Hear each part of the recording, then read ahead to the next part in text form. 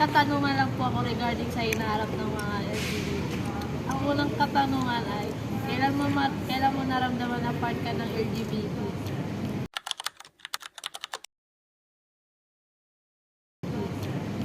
Well, definitely when I was a child.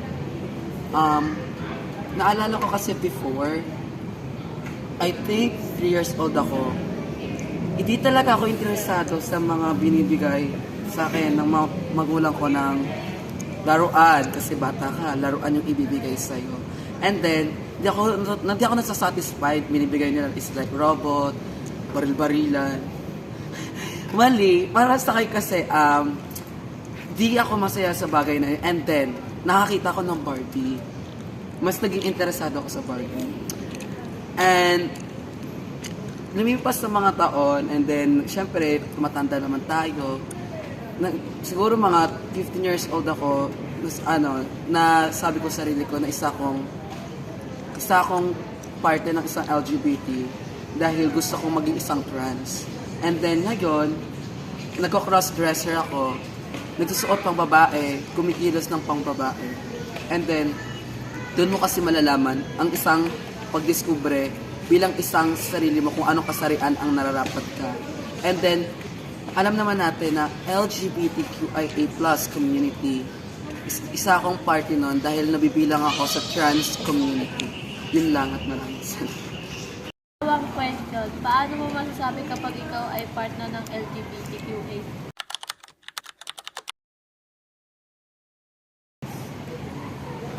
Masasabi kong party ako ng isang LGBT kapag yung gusto mo na isang, halimbawa, sa karelasyon, pag gusto mo isang tao, kaparehas mo ng gender identity, party ka na isang LGBTQ. Kunyari naman ikaw ay straight, pero nagmamahal ka ng babae o lalaki, party ka pa ng LGBT. Isa kang trans, nagmamahal ka ng isang lalaki, party ka pa rin ng LGBT. Ayun ang basihan ng isang LGBT. Kung alam mo sa sarili mo, nagmamahal ka ng isang part ng LGBT, magiging parte ka na ng isang LGBT. Like, halimbawa, straight na tao ka, babae ka man o lalaki. Nagmahal ka ng tomboy, bakla, or bading, or isang LGBT, sorry for the words.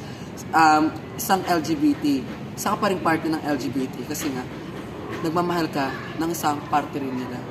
Yun lang. Last question, ano epekto ng gender identity mo sa iyong pamilya? Marami. Una, diskriminasyon. Pangalawa, yun ang hinaharap, bukod sa pamilya, ang hinaharap ng LGBT sa komunidad ko. Yun ang hindi pagpantay-pantay ng pagtitingin sa kapwa.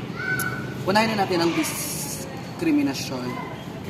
Ang diskriminasyon ay nangyayari sa pamilya kapag ikaw ay hindi pa handa ipaalam sa kanila kung ano at kung sino ka. Siyempre, parte tayo ng LGBT. May mga taong takot umamin na kung parte siya o hindi. Pero may mga tao din na kayang iharap ang mga nangyayari sa kanyang pamilya. Pangalawa, sa komunidad. Ang hindi pagpantay o tinatawag natin equality, hindi siya pagpantay dapat ang pagtitingin sa isang komunidad. Lalo-lalo sa party natin kasi nagkakaroon tayo ng inggit, galit. Mismong sa loob mismo kasi minsan ng LGBT ay nagkakaroon din ng paghihilaan pababa. Kapwa mong LGBT. Hilain ka pababa kasi nagkakaroon ng salitang inggit. Para sa akin, tayo mga LGBT ay magtulungan. Tayo maghilaan ng upuan pataas. Upang tayo ay maisa batas. Magkaroon tayo ng pantay-pantay na batas dito sa mundong ginagalawan natin. Yun lang at maraming salamat. Magandang hapon, aking kamag-aral. Narito po ang aking report para sa araw na ito. Siya po ay si... Ako po ay si Nikia Nanlubo. Ako po ay isang member ng isang LGBTQ. Ito po ang aking mga karagdagang katanungan para sa kanya. Na paano nakakaapekto ang diskriminasyon sa mental health ng LGBTQ individuals? Nakaka-epekto ito dahil hindi lahat ng tao ay malakas ang loob. Salamat po sa kasagutan. Ito pa ang next na tanong. Kailan mo naramdaman na part ka ng LGBTQ? Simula nung ako'y tumuntong sa 4 na taong gulang, naramdaman ko na ako'y kakaiba sa aking mga pinsan. Nakaranas ka na ba ng diskriminasyon o hindi fair na pagtatrato? Apo, simula sa school hanggang sa paglabas ng paaralan, hindi ko tinitigilan ng mga bully. Yan. Ano ang hamon na kinakaharap mo bilang LGBTQ? Ang hamon na kinakaharap ko ay paglaban araw-araw, pagbabaliwala sa mga sinasabi nila. Minsan ako'y naapektuhan, pero minsan parang wala na lang. Nagiging manhid ako kasi kailangan ko. Kasi ang mayatawag kong kakampi ay ang sarili ko lang din. Maraming salamat po, Mr. Nate Kian M. Lubo, sa pagsasagot ng aking tanong. Anong apekto ng gender identity mo sa iyo?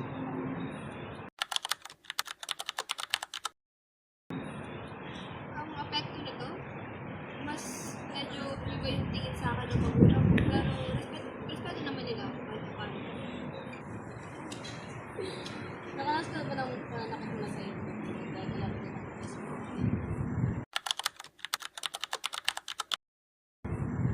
sa ngayon, hindi pa naman. Pero, support naman ka. Nakaranas ka na rin ba ng discrimination o hindi ka na po?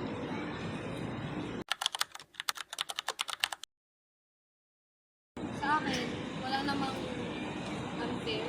Okay lang naman yung pagtrato sa akin. Pero, panigurado ka, marami nakakaranas ng ganun. Nakaranas ko na ba?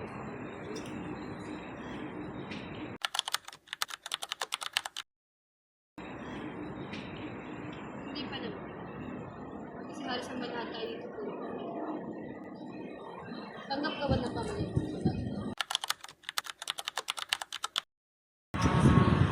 Tanggap naman nila ako kahit medyo mag yung paningin ko sa akin. Tinanggap naman nila ako. Lalo na yung sa Hi, good evening. Can you tell me a little more information about yourself, including your gender? Hi, good evening. My name is Frances Fuentes and I'm 21 years old and I'm proud to say that I'm transgender woman. Oh, okay. Thank you po, Miss Frances.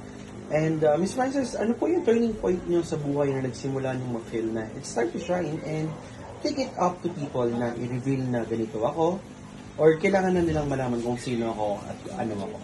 Siguro po nung ako ay 14 years old because nasusuot ko na po yung panty ng aking ate at gusto ko na po maglaro ng mga Barbie and nag-start na rin po ako magpahaba ng buhok. Okay. And since sasabi niyo nga po na 14 years old is na-feel niyo na po yun, can you tell us more about your personal experiences nung nag-come out po kayo? Siyempre po, hindi naging madali kasi hindi po ako agad-agad inaccept ng mga tao sa paligid ko. Pero pinatunayan ko po na kung ano po at kung sino ako. Yun lang po. Alright. And next question kasi natin is, naging mahirap po ba yung journey? So, as you said po na hindi mahirap or hindi naging madali, how did you react po sa naging reaction nila? Nagulat ka ba, naluha, or naging masaya sa reaction ng mga tao sa paligid mo? Nagulat po ako kasi hindi ko po alam na ma-accept po nila ako. Yun nga po about sa gender ko. Okay, so siniportahan naman po ba nila kayo? Yes, opo. Alright. And sino po yung mga naging biggest supporter nyo nung time Siyempre na po yun? yung first po is yung public ko, then yung other friend ko po na LGBT. Okay, thank you po. And last question po natin is, ano po yung ma-advise nyo para dun sa mga nahihirapan, natatakot, and nagdadalawang isip na ipakita kung sino talaga sila? Dun po sa mga tao or sa mga part ng LGBT community na nahihirapang ilabas kung sino sila, don't be afraid to show who you are and what you are.